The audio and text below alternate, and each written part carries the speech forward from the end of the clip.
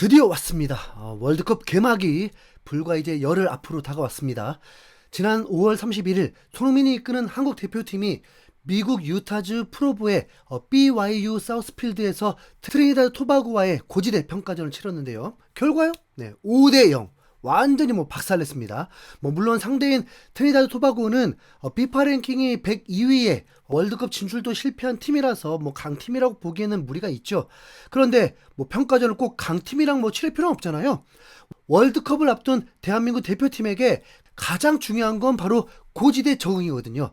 이미 손흥민이 LAFC 소속으로 출전했던 북중미 챔피언스컵에서 직접 봤지 않습니까? 멕시코의 고지대가 얼마나 위험한지, 프로 선수들조차 볼을 다루기 힘들어하고 체력도 눈에 띄게 빨리 소진되는 모습이었습니다. 그나마 캡틴 손흥민은 여러 번 경험이 있으니까 빠르게 고지대에 적응할 수 있었지만, 고지대와 인연이 전혀 없는 유럽파 선수들이나 국내 K리거들에겐 정말 곤란한 환경이죠. 실제로 트리니다드 토바고와의 전반전을 보면요, 롱패스가 죄다 생각보다 길고 빠르게 나가서 패스미스가 엄청 많았습니다. 그런데 후반으로 갈수록 고지대에 익숙해진 건지 날카로운 패스가 점점 성공하기 시작했습니다. 부상이었던 황인범의 복귀전도 성공적으로 치렀다는 의미도 있었고요. 한편으로는 안타까운 소식도 있었는데요. 경기 도중에 통증을 호소하며 교체됐던 수비수 조유민이 결국 최종 이탈하게 됐습니다. 누군가와 충돌했던 건 아니고 수비를 하기 위해서 스프린트를 하는 과정에서 발바닥 부상을 입었다고 하는데요. 대표팀 합류 이전부터 발바닥 상태가 그리 좋지 않았던 것 같습니다. 통증을 호소하는 조유민의 악 소리가 중계 카메라를 통해서 전달될 정도였고, 대표팀 동료 선수들이 먼저 발바닥이냐면서 부상 부위를 걱정하는 모습도 있었죠. 결국 조유민은 검진 결과 전치 8주의 심각한 발바닥 부상으로 밝혀져서 소집 해제가 확정됐습니다. 조유민이 빠진 자리에는 예비 명단에 있던 전북 소속의 조위재가 들어간다고 합니다. 2018 러시아 월드컵 이후에 무려 8년 만에 대표팀으로 월드컵에 나갈 수 있었는데 평가전 부상으로 또 낙마하게 됐으니까 정말 안타까울 뿐입니다. 조유민 말고도 배준호 역시 상대 선수의 거친 태클에 부상이 의심됐는데, 다행히도 배준호는 심각한 부상은 아닙니다.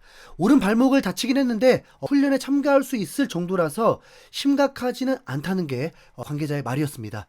비록 약팀이긴 하지만 대한민국이 5대0의 대승을 거뒀다는 소식에 귀를 쫑긋 세우고 있던 나라들이 있는데요. 바로 한국과 같은 A조에 속한 멕시코, 체코, 남아공 매체들입니다. 솔직히 말씀드리면 그동안 대한민국 축구가 전망이 그리 밝지만은 않았거든요.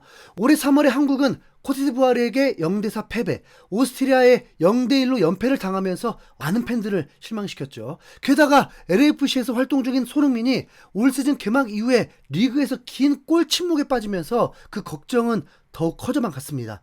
그 침묵이 대표팀에서도 이어질까 우려한 팬들이 정말 많았거든요. 하지만 손흥민은 컨디션이 좋다고 직접 밝혔고, 리그 무득점에 대해서도 월드컵을 위해서 아껴놓은 거라는 농담까지 하는 여유를 보이면서 국민들을 안심시켜줬습니다. 그리고 뿐만 아니라 전반 39분과 43분 단 4분 사이에 멀티골을 폭발시키면서 경기 전 인터뷰 내용을 사실로 만들어 버렸습니다.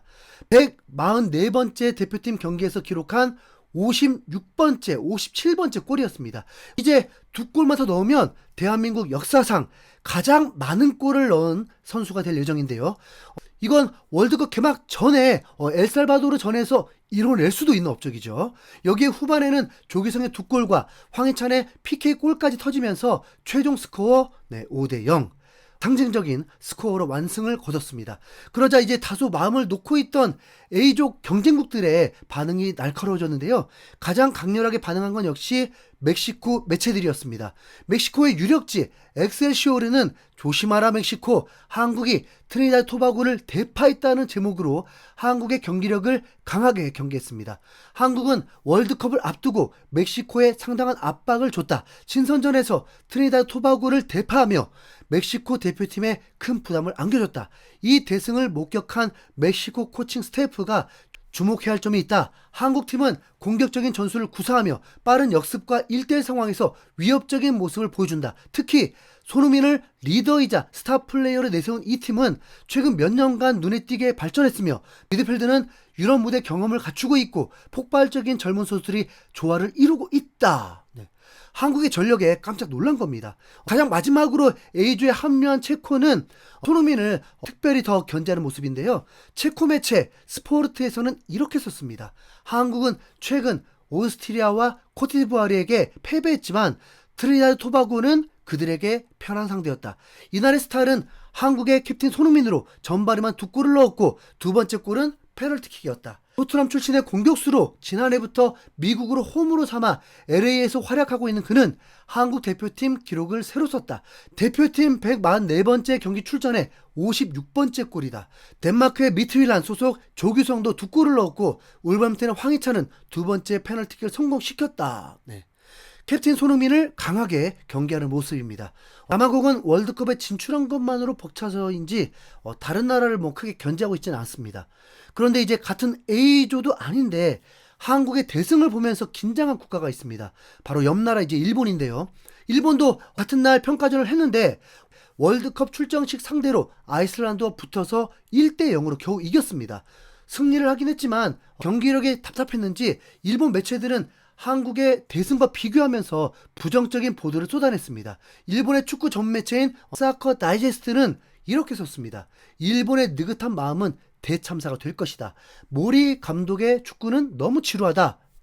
월드컵을 앞두고 아이슬란드에게 고전했다. 75위 국가에게 1대0으로 어렵게 이겼다. 반면 한국은 102위 국가를 상대로 5대0 대승을 거뒀다. 네. 일본과 한국의 이번 경기력을 대놓고 비교한 겁니다. 또 다른 매체인 풋볼존에서도 한국 대표팀이 골 사냥을 계속했다. 월드컵을 앞둔 평가전에서 대승을 거뒀다. 특히 에이스인 손흥민은 멀티골을 터뜨리며 압권이었다. 모국을 위해 각성해서 5대0의 쾌승을 이끌었다라고 손흥민의 멀티골에도 주목했습니다. 일본 팬들의 반응도 격렬했습니다. 일본은 홈에서 아이슬란드에게 1대0 승리, 한국은 고지대에서 5대0 대승, 상대팀 레벨 차이가 있다고 해도 이 점수차는 위험하다.